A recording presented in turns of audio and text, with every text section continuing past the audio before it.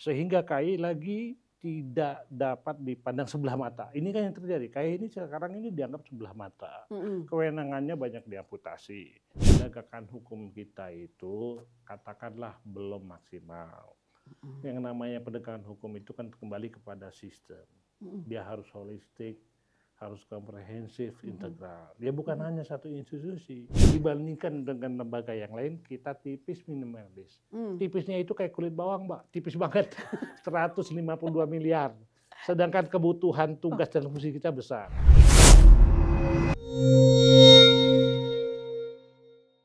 Ya, halo Sobat Pro 3 Siniar dimanapun berada. Kali ini saya Puspita Ayu kembali lagi setelah lama ya kayaknya.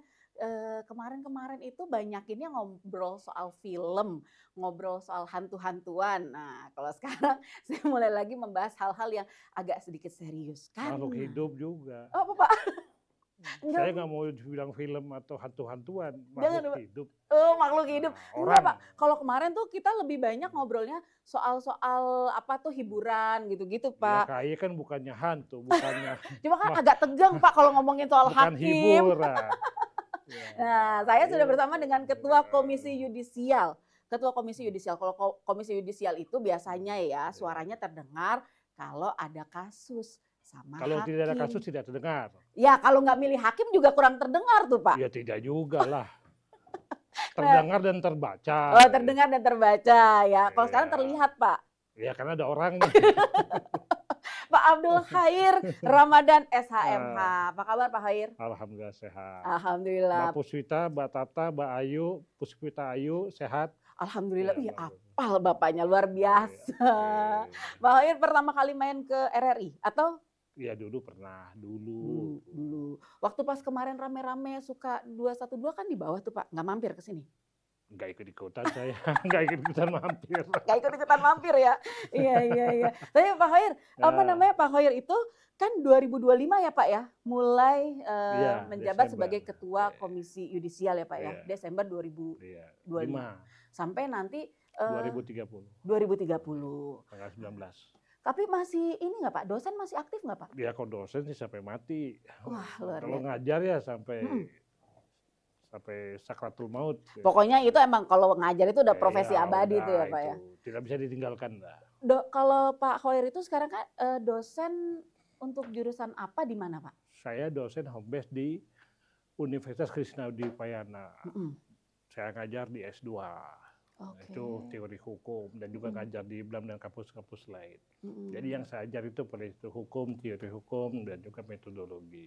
Iya. Untuk S2.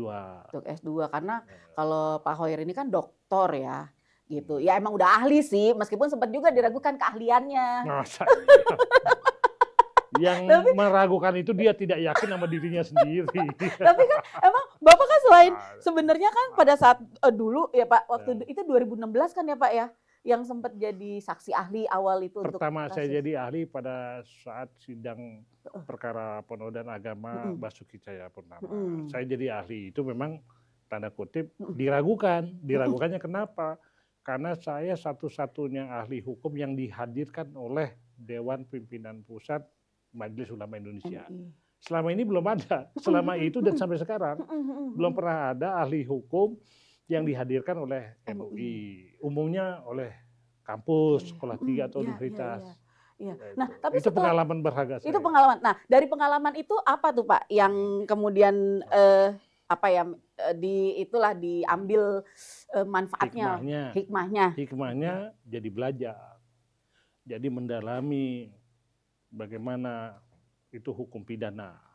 Nah, kemudian terus berlanjut saya dimintakan ahli bukan hanya hukum pidana, orang perkara perdata saya sidang di pengadilan perdata, perkara tun saya sidang jadi ahli tun, di MK saya sidang terkait tata negara, di pengadilan agama saya jadi ahli agama. Cuma satu yang belum saya jadi ahli. Apa Pak? Pengadilan militer. Ya. Bapak jadi TNI dulu dong. Jadi saya menciptakan terminologi sendiri, ahli teori hukum. Jadi kalau ahli teori hukum kan perkaranya apapun, apakah perdata, pidana, tata negara, saya insya Allah saya bisa. Karena saya ahli teori hukum. Apapun permasalahannya, jawabannya adalah teori hukum. Apapun makanannya, Minumannya teh botol. Ini bukan iklan ini. Iya, gitu. tapi boleh kalau nanti mau masuk sponsornya udah disebut Jadi, sama Bapak. Jadi saya punya pemikiran sendiri. Kenapa? Karena saya kan dosen. Iya. Apapun permasalahan hukum, apakah itu skripsi, tesis, disertasi, pasti berlandaskan teori. Iya. Jadi semuanya itu teori. Ada teorinya begitu ya, Pak? Iyalah, termasuk saya di KAI. Saya harus membangun konsepsi paradigma KAI dengan berdasarkan teori. Gitu. Ini sebenarnya saya mau ngomong soal KAI dulu, tapi saya mau tarik dulu dah. Kalau apa Ditariknya namanya? berapa jauh? Agak jauh dikit nggak apa-apa lah, Berapa Pak. meter? Ini kita kan ngomongin profesi ya, kayak jadi ngomongin ini tukang kain berapa meter. Ya mesti diukur dong kalau ditarik. Bener juga. Bagaimana cara mengukur KAI?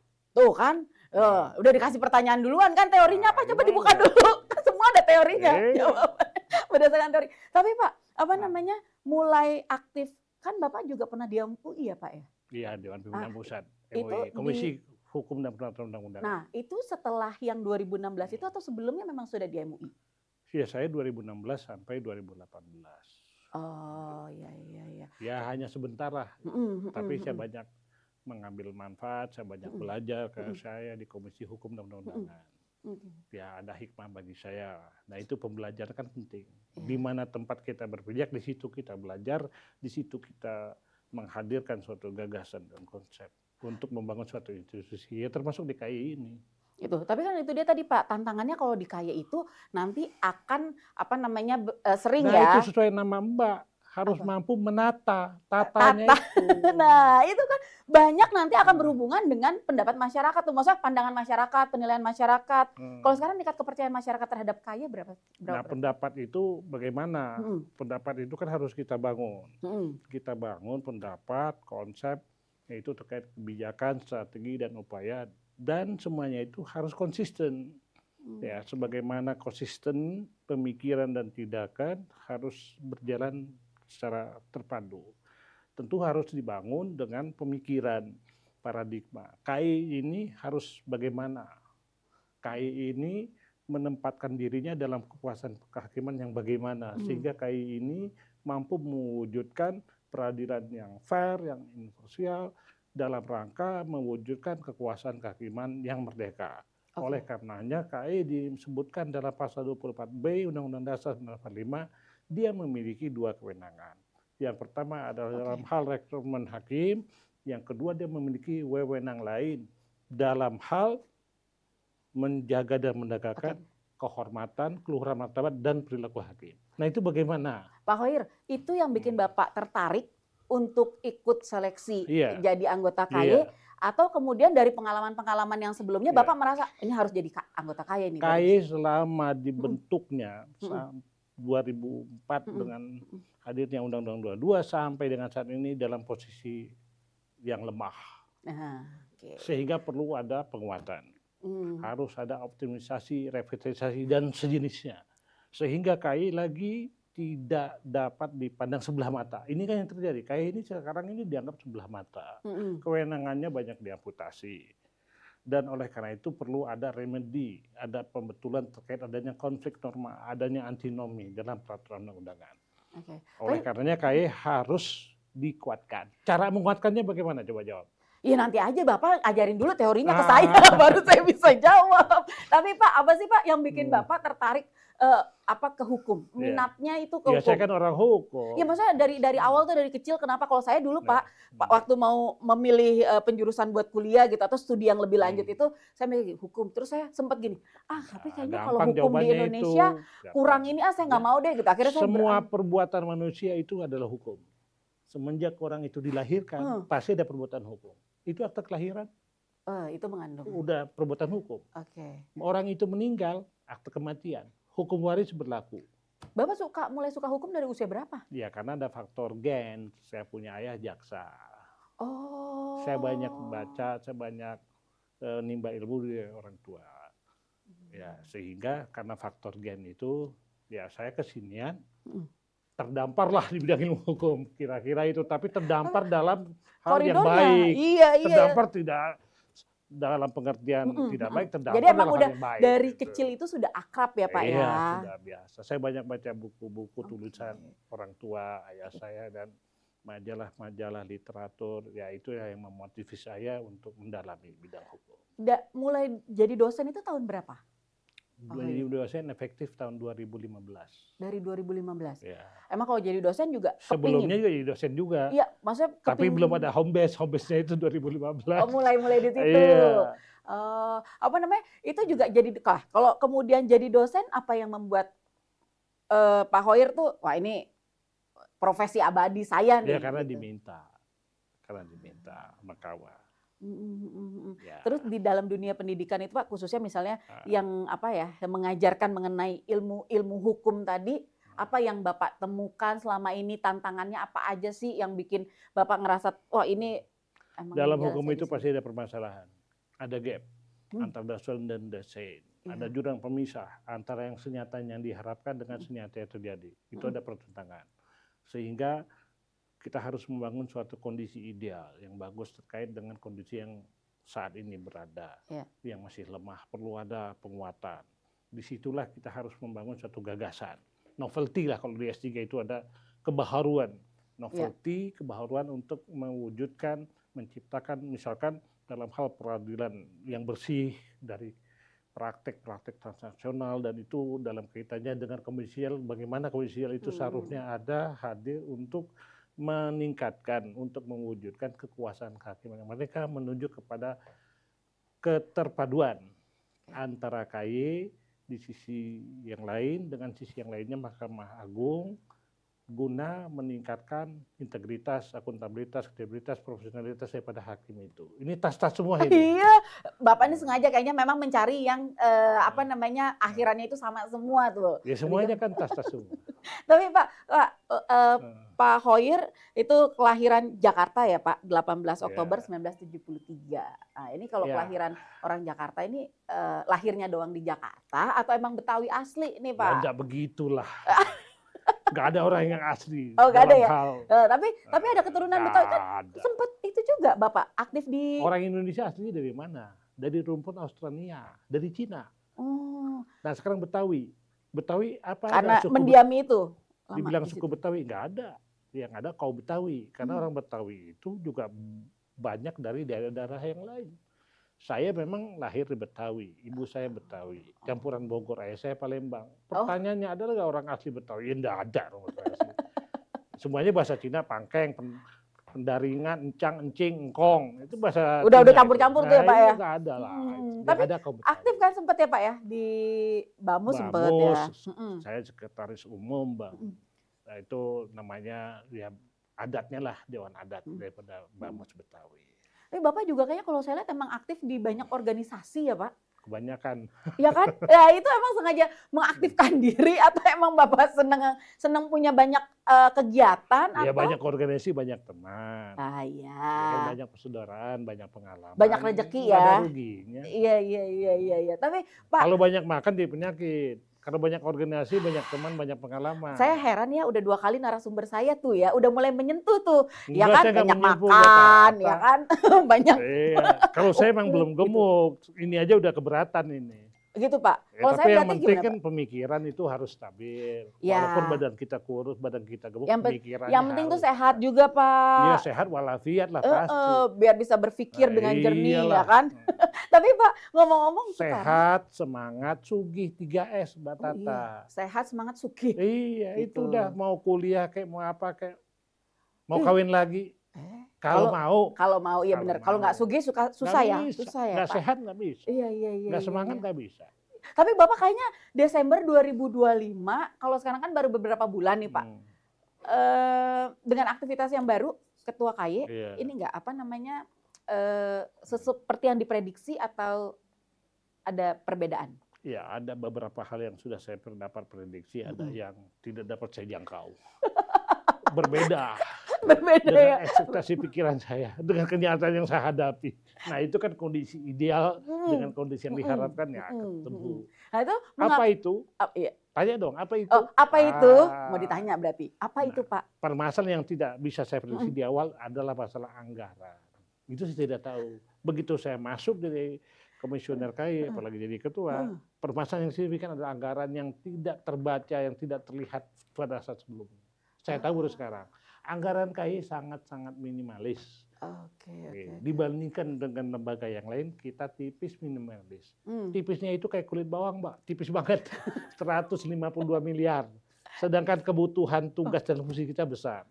Bagaimana kita membangun kinerja, bagaimana kita mampu merealisasikan ide, gagasan, konsep kita untuk kita implementasikan, kan ujung-ujungnya kan duit. UUD kan. Iya, tapi kan tadi semua tuh ada teori hukumnya katanya. Ya itu teori efektivitas hukum di situ. Kagak efektif. Karena anggarannya nggak ada kan. Hukum itu ada teorinya. Iya. Lawrence Friedman menyebutkan teori itu 3. Oke. Substansi, struktur, kultur. Nah, bagaimana ini substansi, struktur, kultur itu oleh Sudiono Sukanto ditambahkan itu. Sarana dan prasarana. Nah, bicara sarana prasarana apa kalau tidak fulus? Makin fulus. Kesempatan Pak, kesempatan. Ya harus ada dukungan Ada anggaran. kesempatan, ada Kalau dukungan. anggarannya minim ya susah dong. Gitu, iya. Bagaimana kita meningkatkan kinerja daripada karyawan, bagaimana kita meningkatkan kantor penghubung. Kantor penghubung kita cuma 20, seharusnya 38 sesuai dengan provinsi yang ada. Anggaran di kantor penghubung cuma 3 juta per bulan operasional. Nah, bagaimana juga terkait dengan pelaksanaan tugas dan fungsi yang demikian banyak dalam hal pemantauan, dalam hal pemeriksaan, dalam hal seleksi calon hakim agung, dalam hal membesarkan organisasi, terkait itu bagaimana juga terkait dengan peningkatan sumber daya, bagaimana dalam hal itu adalah meningkatkan kinerja, itu kan pasti harus berhubungan dengan yang namanya anggaran. Jadi kira-kira anggaran yang imut itu udah bikin ciut apa belum Pak? Ya itu merupakan tantangan. Jadi kalau dalam kajian itu kan ada ATHG, ancaman, tantangan, hambatan, gangguan. Nah itu terkait dengan SWOT itu, teori SWOT, strength, weakness, opportunity, threat. Nah ini kelemahan kita, ini tantangan kita, ini hambatan kita. Bagaimana kita mesti merealisasikan tujuan kita terkait dengan lemahnya dukungan anggaran. Nah, itu harus kita perjuangkan dalam hal peningkatan kinerja, dalam hal kolaborasi, dan juga revisi Undang-Undang KAI, tetapi juga kita mengusulkan penambahan anggaran agar semuanya tercipta, terfokus dalam hal peningkatan tugas dan fungsi KAI. Pak, kalau dukungan keluarga gimana nih Pak sejauh ini? Saya sangat mendukung lah. Saya kan orang yang taat sama istri. Taat sama istri ya. Kenapa begitu kan? Karena ada yang bilang loh, maksudnya jangan takut istri. Jangan gitu. DKI di bawah ketak istri atau istri ikatan suami takut istri. Taat sama istri. Kenapa? Karena yang mendoakan saya, istri saya. Saya nggak bisa dalam pengertian secara absolut mengatakan ini sebab saya, tidak. Di samping saya itu ada istri saya mendoakan saya. Ini yang mencerahkan kita. Istri berperan dalam mendoakan kita. Jadi kalau istrinya sudah mendukung, sudah mendoakan, insya Allah lancar jalannya begitu. Tapi istri juga mesti taat sama saya. Iya. Kalau istri tidak taat sama saya, bahaya dia. Iya. Putra putri ada berapa Pak Hoir? 4, 3 cowok, 1 cewek. Ada yang mengikuti jejak Pak Hoir atau semuanya? Atau? Yang 2 dia di teknik, yang nomor 1. Yang nomor 2 dia di bisnis. Ya, yang ketiga ini dia mau ke Al-Azhar Kairo, ngambil fakultas syariah. Karena dia semuanya kan memang dari pesantren. Yang nomor 1, nomor 2 Azikro, Arifin Ilham almarhum. Yang nomor 3, 4 Al-Amanah Al-Ghantari. Jadi basisnya memang di pesantren. Belum ada yang kelihatan pingin mengikuti jejak. Dia rencana insya Allah yang nomor 3 yang perempuan. Malah yang perempuan yang tertarik ya? Mau ke Al-Kairo Mesir. Pak, biasa kalau ngobrol sama anak-anak di rumah, ini ngobrol-ngobrol soal kayak gini juga nggak sih Pak? Ngobrolin soal pekerjaan Bapak, ngobrolin soal apa hikmah-hikmah yang Bapak dapat dari setiap peristiwa yang Bapak mungkin alami gitu. Iya, tentu sesuai porsinya, kadarnya lah. Nggak mungkin semua yang dia tidak tahu saya sampaikan. Ya intinya saya membangun suatu peradaban di keluarga agar anak-anak itu minimal seperti saya. Yang baiknya, pendidikannya. Kalau yang jeleknya jangan. Emang suka ini juga dibuka juga Pak yang jeleknya? Kalau ke anak kan biasanya enggak. Ya kalau yang jeleknya misalkan cara penyampaian saya yang sedikit tegas, mungkin diartikan keras. Tegas sama keras itu dua hal yang beda, walaupun diakhiri huruf S. Tapi kan beda kan? Akhirannya doang sama ya Pak ya? Iya, tapi kan di sini adalah menunjuk pada marwah martabat keluarga. Ya saya harus mampu membina. dalam hal pendidikan ya terserah masing-masing. Kalau Bapak ke anak-anak itu lebih ke tegas, lebih ke dekat, lebih ke apa Pak? Ya Gimana? semuanya lah. Tegas juga Iya, gitu. iya. Tapi dekat juga sama putra-putri ya Pak? Ya dekat, masa nggak dekat. Ya kan Berapa ada. meter dekatnya emang tuh? Ya Ada dekat bang? lah. Tapi nggak Enggak lah. anak-anak maksudnya Hmm. ada kalau sekarang tuh kan Pak kita menemukan banyak kenapa kemudian anak-anak muda yang mereka mungkin lebih nyaman cerita sama temennya, main di Ya hal yang dunianya manusiawi gitu-gitu. lah kalau ngadu ke ibunya kan. Karena Hmm. lebih kedekatan emosionalnya. Iya. Kan ujung-ujungnya ke bapaknya juga. Dia Iya. ngadu ke ibunya minta ini, minta Iya. ini. Ujungnya Nah, itu hal yang urusan biasa. pengajuan anggaran tetap ke Nah iyalah. Ya sama lah pengajuan anggaran di KAI kan. balik ke anggaran lagi nih gitu nih. Iya. Tapi anggaran kan sama kinerja, sama supporting, sama kebutuhan harus sesuai. Kebutuhan rumah tangga dihitung dari apa yang diterima, apa yang akan dikeluarkan terkait kebutuhan. Begitupun di KAI, ya sama lah rumah tangga KAI dengan rumah tangga saya.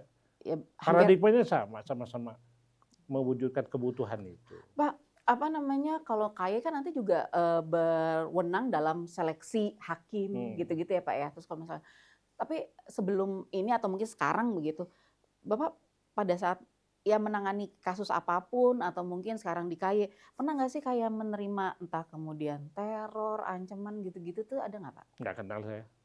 Nggak kenal karena Bapak nggak takut apa emang nggak ada? Jadi nggak mau tahu, mau diteror apa nggak mau tahu saya. Berarti ada dong? Pernah? Ya silakan ditafsirkan. Dia saya nggak mau bersahabat, nggak mau kenal sama yang begitu-begitu. Nggak, ya udah gitu Pak. Kalau Iya. Ya teror, intimidasi apapun itu ngapain dipikirin? Capek kita mikirin. Tekanan apa segala macam. Tapi penegakan hukum atau misalnya Intinya kita selama bicara, ini saya belum menghadapi hal-hal yang begitu. Insya Allah tidak ada. Iya, Kalaupun ada saya tidak mau bersahabat, tidak mau pikir. Tapi Bapak kalau melihat bukan skor ya, gimana ya? Kalau melihat iklim penegakan hukum di tanah air di kita, gimana sih Pak? Nilainya? Iklim kan cuaca. Iya kan makanya kan suka susah diprediksi Pak. Yang Kadang terlihat. panas, kadang dingin. Iya gitu. Nah tergantung suhu badan kita. Kita mampu nggak menyesuaikan? Maksudnya gini, penegakan hukum kita itu katakanlah belum maksimal. Yang namanya penegakan hukum itu kan kembali kepada sistem. Dia harus holistik, harus komprehensif, integral. Dia bukan hanya satu institusi. Dalam hal ini KAI. KAI itu hanya satu bidang dalam hal penegakan hukum. Di sini adalah melakukan pengawasan terkait dengan etika hakim. Nah itu menunjuk kehormatan, keluhuran martabat, serta perilaku hakim. Intinya etika. Etika itu adalah moral, akhlak. Hanya kepada hakimnya. Apakah hakimnya itu benar-benar menjalankan, melaksanakan tugas dan fungsinya sesuai dengan kode etik dan pedoman hakim, itulah yang kita nilai. Itulah yang kita periksa kalau ada dugaan atau laporan dari masyarakat terkait dengan pelanggaran kode etik dan pedoman hakim. Di luar itu tidak. Tapi kalau masalah ada putusan transaksional, pelayanan transaksional, ada hal yang indikasi potensi suap, korupsi, itu lembaga penegak hukum yang lain. Jadi semua itu terlembaganya penegakan hukum itu terkait dengan sistem peradilan yang terpadu.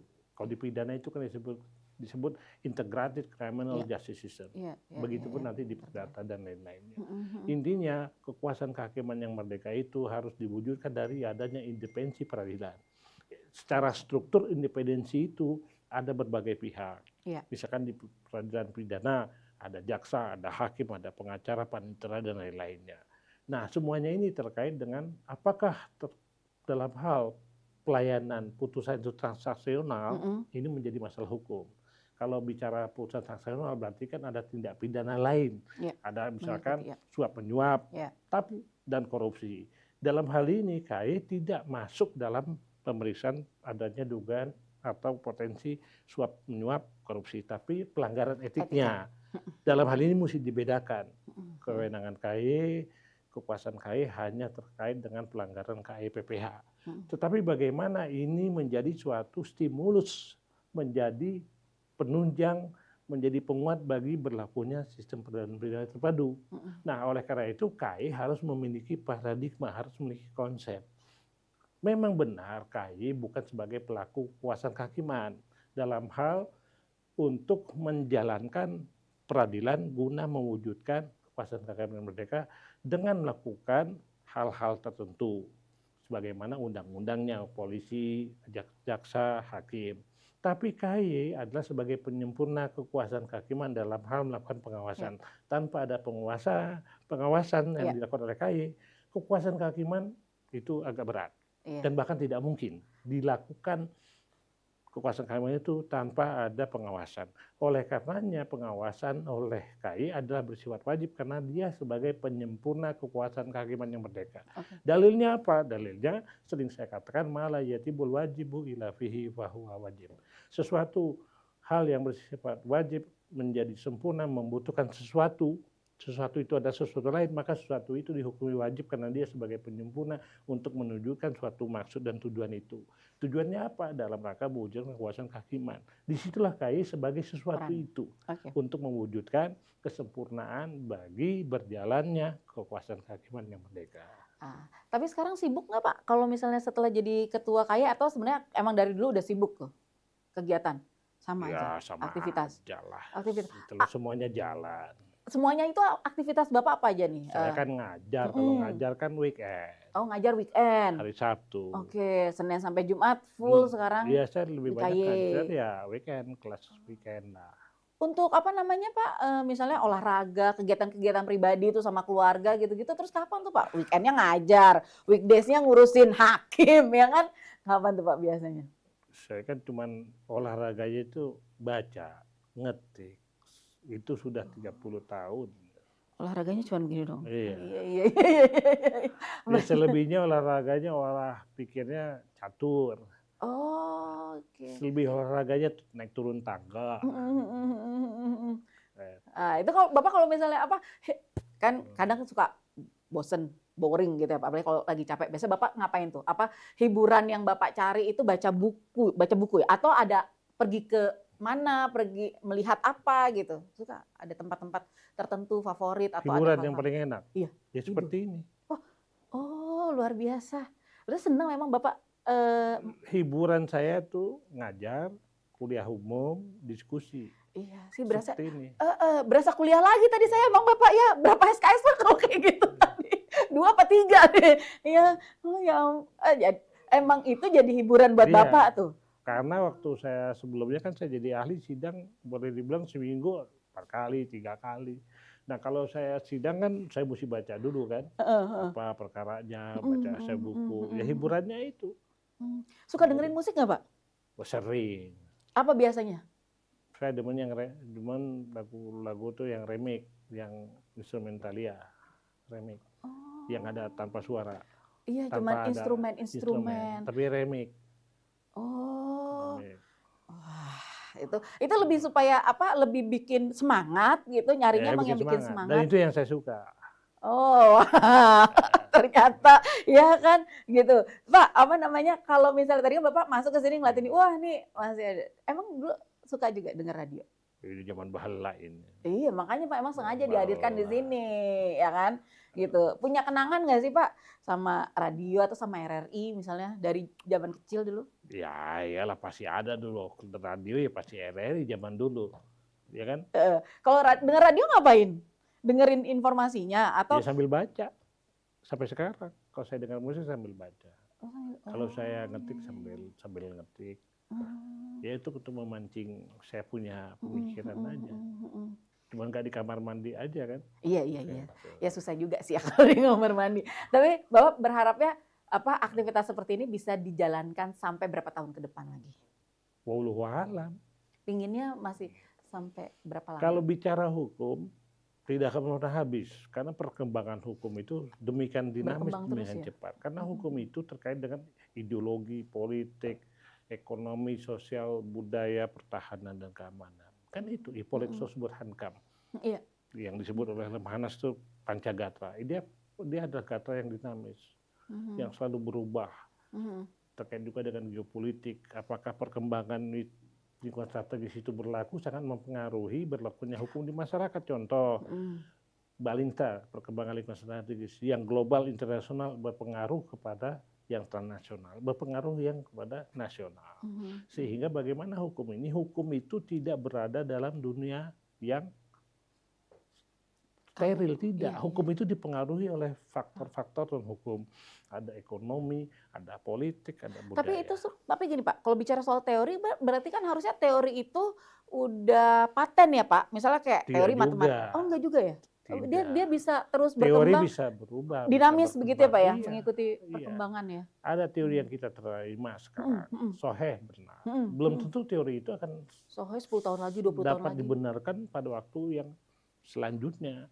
Tetapi minimal kita menjaga sesuatu hal yang lama, tetapi juga mengambil yang baru, yang lebih baik. Jadi yang lama, tradisi yang lama juga kita pelihara sepanjang dia baik, tetapi juga kita mengambil hal yang baru yang lebih baik. Itu dikompromikan. Iya. Itu saya jadi ingat. Begitupun teori. Saya jadi ingat beberapa tahun yang lalu kan kita rame-rame tuh Pak soal revisi kitab undang-undang hukum KUHP, ya kan, KUHP gitu-gitu karena kita katanya masih mengikuti aturan dari zaman Belanda gitu. Iya benar. Karena KUHP kita itu disebut Wetboek van Strafrecht, itu diberlakukan berapa tahun yang lalu, ya kan? Sebelumnya ya kita melakukan ini panjang prosesnya lah perubahan KUHP. Apalagi KUHP Perdata itu kan belum kita punya. Itu KUHP Perdata itu 1848. Berapa abad masih berlaku. Belum KUHP Dagang. Nah, kita memang belum ada kitab hukum undang-undang perdata nasional yang menggantikan Wetboek Copenhagen, Burgerlijk Wetboek itu belum. Nah sekarang kita sudah punya KUHP nasional yang diberlakukan tanggal Januari kemarin 2023 dan KUHP juga sudah direvisi. Nah itu jadi kebanggaan kita. Jadi kita punya hukum nasional yang bukan merupakan warisan dari kolonial Belanda. Dan itu memang udah harus mengikuti perkembangan zaman saat ini juga sih ya Pak ya. Iya kan karena banyak dinamis gitu kan ya. Jadi meskipun segala segala sesuatu ada teori juga harus dinamis. Iya, nggak bisa begitu terus ya Pak ya. Kalau KAI sekarang ini kan KAI berlakunya KAI Undang-Undang 18 2011. Sebelumnya kita ada judicial review Undang-Undang 22 2004. Pada tahun 2006 KAI ada putusan Mahkamah Konstitusi nomor 5 2006, kita lemahlah dengan pertimbangan hukumnya, dengan juga putusan MK yang berikutnya, KAI tidak lagi menjadi unsur dalam Majelis Kehormatan Mahkamah Konstitusi. Nah itu kan juga dalam pengertian KAI itu lemah. Sebagaimana yang kita tahu, kewenangan KAI yang diturunkan secara atributif dari konstitusi, tetapi pelaksanaannya masih minimalis. Itu kan perlu penguatan, perlu optimisasi melalui revisi kedua atas Undang-Undang Komisi Yudisial. Itu yang diperjuangkan. Selain memperjuangkan kenaikan daripada anggaran. Pak, saya penasaran deh. Biasanya kalau sekarang nih Pak, anak muda tuh kan suka banyak ngefansnya sama artis ya, apalagi artis Korea. Kalau Pak Khoir? Ya nanti ngefansnya masih aja dah. Saya masih muda kok, belum 60. Iya. Opah, gitu panggil opah gitu. Kenapa dong kalau nggak nama saya? Tapi Pak Khoir punya toko dong. ini nggak? Punya toko yang jadi favorit atau yang jadi panutan Pak Khoir itu? Ya, panutan saya Rasulullah SAW, Nabi Muhammad. Udah, nggak ada lain. Iyalah, itu panutan kita. Siapa lagi? Ya selebihnya sahabat, tabiin. Itu selebihnya lagi ya orang tua saya.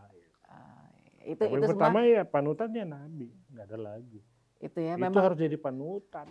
Itu udah nggak boleh dirubah tuh ya. Amanah, sidik, tablik, fatonah itu menjadi cerminan itu. Semua kita harus ke situ lah. Masya Allah Pak Khoir, mudah-mudahan tetap terus bisa menjaga semangatnya tetap seperti ini. Iya 3S. Oh iya tadi apa Pak tadi Pak? Sugih terakhir katanya tadi. Ya mau pertama juga kenapa juga. Semangat, sehat. Oh iya benar. Sugih dulu ya. Sugih semangat sehat tuh. Iyalah mau semangat dulu boleh. Semangat dulu boleh. Pokoknya 3S itulah yang mana duluan dah. Iya. Tapi jangan disalahartikan ya. Iya, pokoknya Jangan sugih, disalah semangat, sehat. alamatkan. Iya benar, pokoknya Gitu. tetap aja junjungannya ya kalau muslim ya berarti Iya. Kalau dia sugih ntar mau kawin Rasulullah lagi, ya. dia sugih semangat, Terus? sehat kawin lagi, Gimana? diprotes sama istrinya. Padahal hak laki itu. Ingat ya, suami enggak, jadilah enggak. suami yang taat istri Enggak, kalau itu mau harus- sukses. Itu hak laki mau kawin 2, 3, 4. Masna salat ya. sawaruba, gak disebut ahad. Tuh kan ada yang curcol. Coba ibu, ibu nonton nggak nih Itu kira-kira ayatnya kan nanti? itu gak disebut 1, kawinlah kamu 2, 3, 4. Iya. Berarti Iya, 2 dulu. Kalau mampu tambah 3. Ada Kalau yang mampu udah tambah pingin 4. apa kayaknya tuh Pak? Itu harus dicoba. Gitu. kan Tapi ingat, perintah. 3S ya Pak tadi. Tapi mesti 3S. Tuh, mesti 3S. Kalau kuliah nggak sugi nggak bisa S3. Nggak bisa. Sugi ada nggak semangat nggak sehat nggak bisa. Nggak bisa juga. Iya, iya, Tidak, iya. Iya. 3S. Hidup kita itu emang tergantung di 3S Itu itu ya 3S Pak. itu harus ditata sehingga perempuan itu dia ayu dan ditata dengan 3S. Udah, yuk nanti kita lanjutkan setelah oper ya. Oke, ya. Pak Hawir, terima kasih banyak, sukses Bapak. Ya, baik. Ya, sampai ketemu lagi di Dia nggak kesempatan yang tobat-tobat lain. kan diskusi sama saya kan. Nah, Iya. masih bisa panjang ini sebenarnya. Panjang. Iya. Nanti kita lanjut lagi. Oke, Sukses oke. Pak. Oke. Terima kasih.